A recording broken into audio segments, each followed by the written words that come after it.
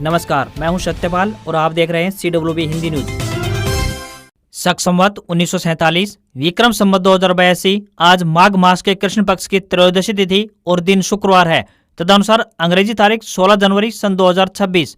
आज त्रयोदशी तिथि रात 10:22 तक रहेगी। उसके बाद चतुर्दशी तिथि प्रारंभ हो जाएगी। सबसे पहले आज की सुर्खियां। हरियाणा में स्कूलों की छुट्टियां बढ़ी। शीतलहर के चलते लिया गया फैसला। न्यूनतम तापमान 0.2 डिग्री सेल्सियस पहुंचा। आर्मी डे पर पहली बार जयपुर में सेना ने दिखाया शौर्य। जयपुर की सड़कों पर BrahMos missile, Bhishma, Arjun tank, Pinaka launcher व रोबोटिक डॉग्स का किया प्रदर्शन। हरियाणा के कंप्यूटर लैब सहायकों को बड़ी राहत। रिटायरमेंट तक सुरक्षित होगी नौकरी। कुत्ते के काटने पर मिलेगी अब हरियाणा में 5 लाख रुपए तक की आर्थिक सहायता। ऑनलाइन करना होगा आवेदन। भिवानी में स्वास्थ्य सुविधाओं का होगा विस्तार। 21 गांवों को मिलेगा उप स्वास्थ्य केंद्रों का तोहफा। हरियाणा के इन गांवों में बनने जा रही है स्मार्ट गली। विदेशों की तर्ज पर महकेगी सुंदरता। गाड़ियां करीब आते ही खुद ब खुद एक दूसरे को अलर्ट देंगी। नए व्हीकल में 2026 के अंत तक V2V चिप जरूरी होगी। 5 से 7 हजार रुपए तक कीमतें बढ़ेंगी। मधुमक्खी पालकों के लिए बड़ी खुशखबरी। हरियाणा सरकार ने दिया नए साल का तोहफा। महेंद्रगढ़ हरियाणा केंद्रीय विश्वविद्यालय में PG दाखिले की पंजीकरण तिथि बढ़ी। 20 जनवरी तक अब कर सकेंगे आवेदन। डेरा सच्चा सौदा ट्रस्ट को 10 स्कूल व हॉस्पिटल संभालने का जिम्मा मिला। हाईकोर्ट के आदेश पर कार्रवाई। श्रीनगर में पारा -5.2 डिग्री सेल्सियस पहुंचा। डल झील जमी। राजस्थान में -3 डिग्री सेल्सियस पारा पहुंचा तो हरियाणा में शून्य के करीब तापमान। हिमाचल प्रदेश में आज से 6 दिन तक बारिश व बर्फबारी के आसार। बजाज का सबसे सस्ता electric scooter Chetak C2501 launch हुआ। फुल मेटल बॉडी के साथ 113 किलोमीटर की रेंज मिलेगी। मकर संक्रांति के उपलक्ष्य पर प्रयागराज में 91 लाख श्रद्धालुओं ने किया स्नान। हरियाणवी सिंगरों के 67 गाने बैन होंगे। इनमें सबसे अधिक 19 गाने मासूम शर्मा के। नरेंद्र भगाना, आशू, ट्विंकल समेत 29 सिंगर पुलिस की रडार पर। अफगानिस्तान में तालिबान सरकार के टूटने का खतरा। सुप्रीम लीडर अखुंदजादा और गृह मंत्री हक्कानी के गुट भिड़े। और ईरान से भारतीयों को एयरलिफ्ट करेगी भारत सरकार। पहला विमान आज तेहरान से दिल्ली आएगा। और अब खबरें विस्तार से। पूरे हरियाणा में ठंड का प्रकोप बढ़ गया है। पहाड़ों पर हुई बर्फबारी का असर अब मैदानी क्षेत्रों में साफ तौर पर दिखाई देने लगा है। राज्य में हाड़ कपा देने वाली ठंड से जनजीवन प्रभावित हुआ है। सुबह और रात के समय चलने वाली बर्फीली हवाओं से कोल्ड डे जैसी स्थिति बनी हुई है। घने कोहरे के कारण लोगों का घर से निकलना दूभर हो गया है। सबसे कम तापमान सोनीपत जिले में 0.4 डिग्री सेल्सियस दर्ज किया गया तो वहीं हिसार जिले में तापमान 0.5 डिग्री सेल्सियस दर्ज किया गया। यह इस सीजन का सबसे कम तापमान भी रहा। मौसम विभाग के अनुसार हरियाणा में आने वाले दिनों में ठंड का असर बढ़ने वाला है। 19 से 22 जनवरी के बीच हरियाणा, पंजाब, दिल्ली में बारिश होने की संभावना जताई गई है तो वहीं 23 जनवरी से एक और मध्यम श्रेणी के पश्चिमी विक्षोभ के सक्रिय होने पर प्रदेश के कई हिस्सों में बूंदाबांदी हो सकती है। इस महीने के अंतिम दिनों में ठंड के तीखे तेवर देखने को मिल सकते हैं। हरियाणा सरकार की तरफ से सरकारी स्कूलों में कार्य कर रहे कंप्यूटर लैब सहायकों को बड़ी खुशखबरी दी जा रही है। सरकार की तरफ से सरकारी स्कूलों में काम कर रहे 2100 से अधिक कंप्यूटर लैब सहायकों की नौकरी भी रिटायरमेंट एज तक सुरक्षित की जाएगी। यानी कि अब उन्हें जॉब की सुरक्षा मिलेगी। विद्यालय शिक्षा निदेशालय की तरफ से सभी जिला शिक्षा अधिकारियों को समस्त कंप्यूटर लैब सहायकों का डेटा securedemployee.cs.haryana.gov.in पर अपलोड करने के निर्देश जारी किए गए हैं। सभी जिला अधिकारियों को कंप्यूटर लैब सहायकों का डाटा अपलोड करना होगा। ये कंप्यूटर लैब सहायक पिछले 14 सालों से भी अधिक वक्त से सरकारी स्कूलों में काम कर रहे हैं। इन्हें हर महीने 12,000 रुपए तनख्वाह मिलती है। ऐसे में अब इन कंप्यूटर लैब सहायकों की नौकरी सुरक्षित होगी। हरियाणा में गांवों को सुंदर बनाने के लिए एक पायलट प्रोजेक्ट योजना शुरू की जा रही है। पंचायती राज विभाग द्वारा 10,000 से अधिक आबादी वाले गांव में एक स्मार्ट गली तैयार की जाएगी। इन गलियों को विदेशी बनावट की तरह सुंदर बनाया जाएगा ताकि ये गलियां मॉडल के तौर पर दिखाई दें। इसके लिए मुख्यालय की ओर से सभी जिला के परिषद के CEO और पंचायती राज विभाग के अधिकारियों को दिशा निर्देश जारी किए गए हैं कि अपने अपने जिलों के इन गलियों को चिन्हित करें और ये सभी ऐसी गलियां जहां पर लोगों का आना जाना अधिक हो, गली की चौड़ाई भी अधिक हो। इन गलियों को सुंदर बनाने के लिए लाइट, फुटपाथ, पौधे व सुंदर ब्लॉक लगाए जाएंगे। इसके साथ ही सीवरेज व नाली की बेहतर व्यवस्था की जाएगी। इस काम को लेकर अधिकारियों ने गांव में इन गलियों को मार्क करना शुरू कर दिया है। पहले चरण में 10,000 से अधिक की संख्या वाले गांव को चुना गया है। दूसरे चरण में इससे कम संख्या वाले गांव को चुना जाएगा। इसके बाद धीरे धीरे सभी गांव की गलियों को स्मार्ट बनाया जाएगा।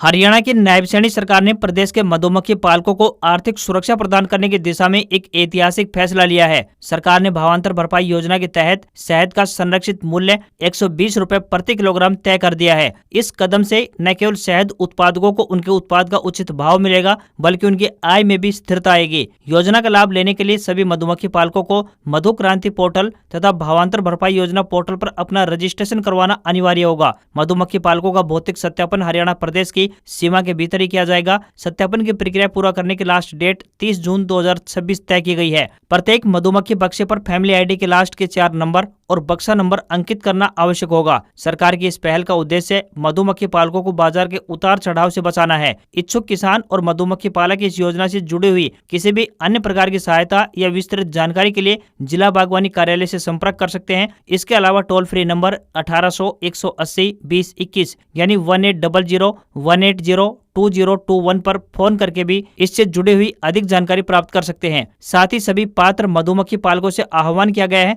कि वे समय रहते अपना पंजीकरण सुनिश्चित करें, ताकि योजना का लाभ सीधे सीधे उनके बैंक खातों तक पहुंच सके।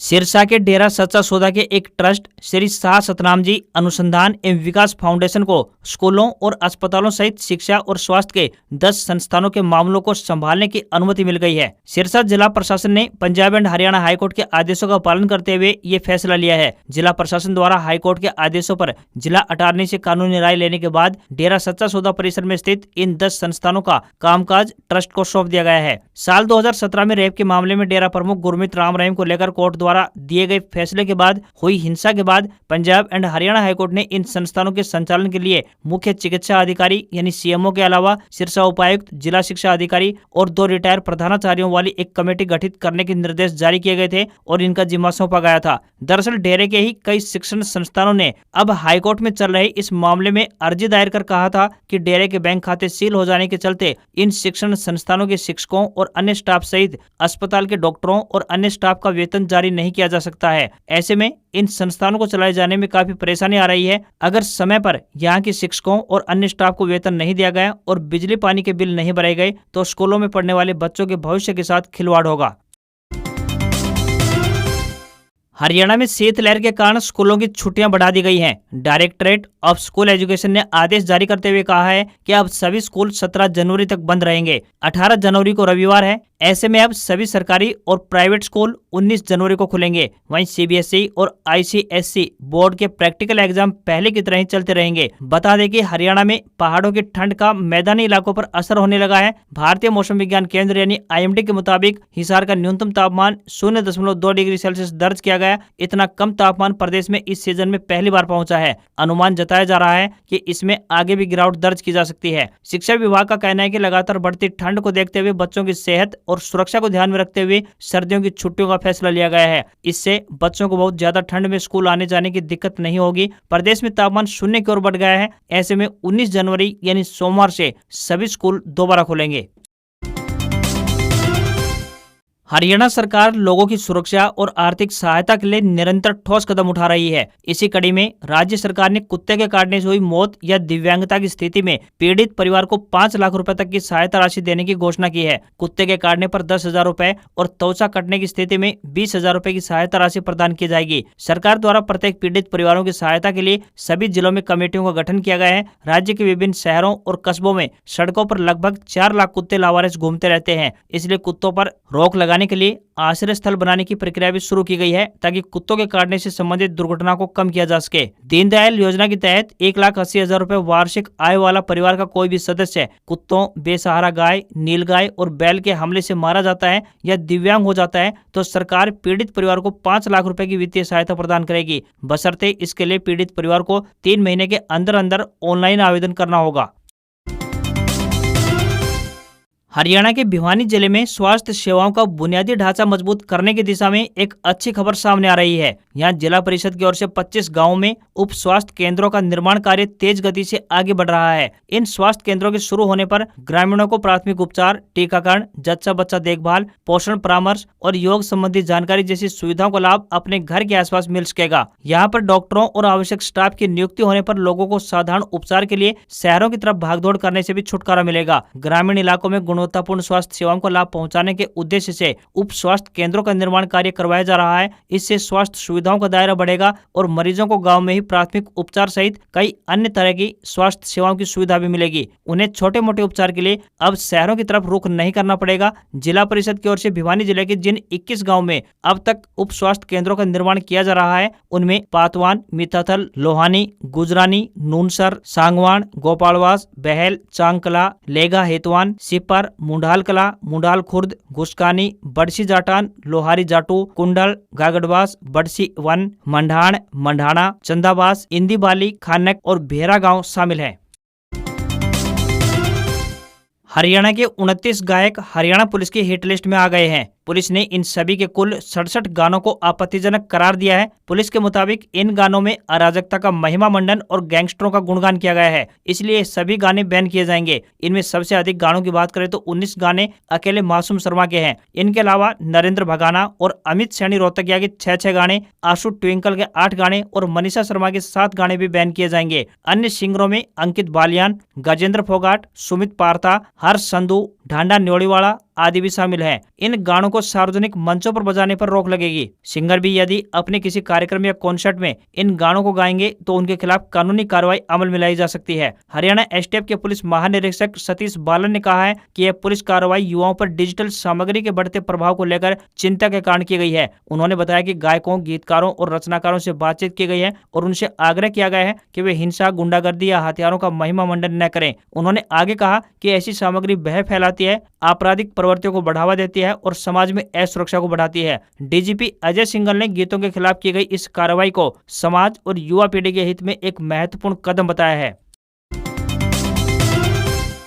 राजस्थान कर्मचारी चयन बोर्ड यानी RSSB ने LDC ग्रेड 2 और जूनियर असिस्टेंट पदों पर भर्ती निकाली है। उम्मीदवार RSSB के ऑफिशियल वेबसाइट rssb.rajasthan.gov.in पर जाकर आवेदन कर सकते हैं। इस भर्ती के लिए आवेदन करने से पहले वन टाइम रजिस्ट्रेशन यानी OTR करना जरूरी होगा। एजुकेशनल क्वालिफिकेशन की बात करें तो CET पास, 12वीं पास, कंप्यूटर कोर्स किया हुआ होना चाहिए। साथ ही राजस्थानी संस्कृति का सामान्य ज्ञान होना चाहिए। वहीं हिंदी का वर्किंग नॉलेज भी होना चाहिए। एज लिमिट न्यूनतम 18 साल और अधिकतम 40 साल तय की है। सिलेक्शन प्रोसेस की बात करें, लिखित परीक्षा और टाइपिंग टेस्ट के आधार पर सिलेक्शन होगा। लास्ट डेट की बात करें तो 13 फरवरी 2026 है। कुल पोस्टों की बात करें तो 10,644 पोस्ट हैं। ऑफिशियल वेबसाइट की बात करें तो rssb.rajasthan.gov.in पर जाकर ऑनलाइन माध्यम से 13 फरवरी तक अप्लाई कर सकते हैं।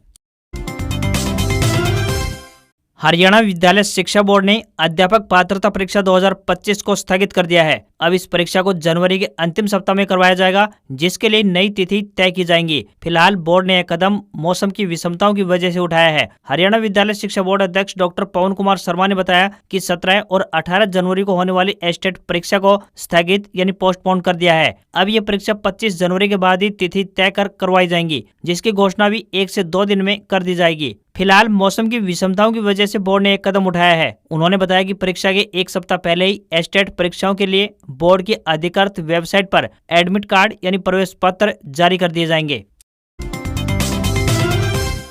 हरियाणा के जो भी युवा सरकारी नौकरी की तैयारी कर रहे हैं, उनके लिए एक खुशखबरी है। बता दें कि हरियाणा कर्मचारी चयन आयोग यानी HSSC की तरफ से जल्द ही ग्रुप डी के पदों के लिए परीक्षा का आयोजन किया जाएगा। ग्रुप सी के लिए CET आयोजित किया जा चुका है। आयोग की तरफ से उम्मीदवारों का स्कोर कार्ड जारी किया जा चुका है तथा आगे की प्रक्रिया शुरू हो चुकी है। हरियाणा कर्मचारी चयन आयोग द्वारा पुलिस के 5,500 पदों पर भर्ती के लिए अधिसूचना जारी की जा चुकी है, जिसमें इच्छुक उम्मीदवार आवेदन कर सकते हैं। अब आयोग ग्रुप डी की तैयारी में जुटा हुआ है। ग्रुप डी CET की तैयारियां अंतिम चरण में चल रही हैं। परीक्षा के लिए नोडल ऑफिसर नियुक्त किए जा चुके हैं। जल्द ही ग्रुप डी CET के लिए नोटिफिकेशन जारी किया जाएगा। ऐसे में जो भी उम्मीदवार हरियाणा ग्रुप डी की तैयारी कर रहे हैं, वे अपनी तैयारी सुचारू रूप से करते रहें।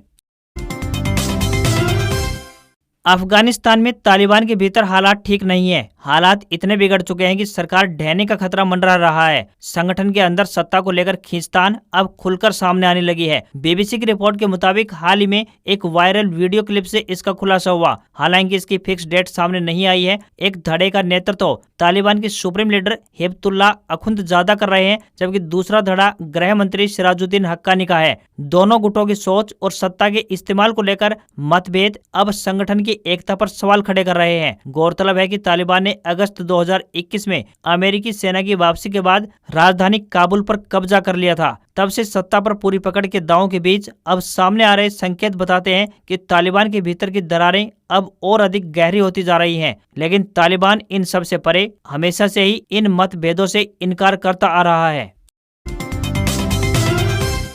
अब गाड़ियां करीब आते ही खुद एक दूसरे को अलर्ट करेंगी। इसके लिए केंद्रीय सड़क परिवहन और राजमार्ग मंत्री नितिन गडकरी ने घोषणा की है कि सरकार साल 2026 के अंत तक देश में व्हीकल टू व्हीकल यानी कि V2V कम्युनिकेशन टेक्नोलॉजी को अनिवार्य करने की प्लानिंग कर रही है। इस तकनीक की मदद से गाड़ियां सड़क पर चलते हुए एक दूसरे को सेफ्टी अलर्ट भेज सकेंगी, जिससे टक्कर और हादसों को रोका जा सकेगा। ये फैसला 28 राज्यों और केंद्र शासित प्रदेशों के परिवहन मंत्रियों की एक बैठक के बाद लिया गया है। सरकार का टारगेट साल 2030 तक सड़क दुर्घटनाओं में होने वाली मौतों को 50% तक कम करना है। नितिन गडकरी ने इस सिस्टम को समझाते हुए बताया कि इसके लागू होने के बाद गाड़ियां आपस में वैसे ही बात कर सकेंगी जैसे आसमान में पायलट करते हैं। हर गाड़ी में एक ऑनबोर्ड यूनिट फिट की जाएगी। यह यूनिट आसपास की दूसरी गाड़ियों को अपनी लोकेशन, स्पीड, डायरेक्शन और ब्रेक लगाने जैसी जानकारी वायरलेस टेक्नोलॉजी के जरिए भेजेगी। इससे ड्राइवर को खतरा दिखने से पहले ही अलर्ट मिल जाएगा। V2V अपनी लोकेशन, स्पीड, डायरेक्शन और ब्रेक लगाने जैसी जानकारी वायरलेस टेक्नोलॉजी के जरिए भेजेगी।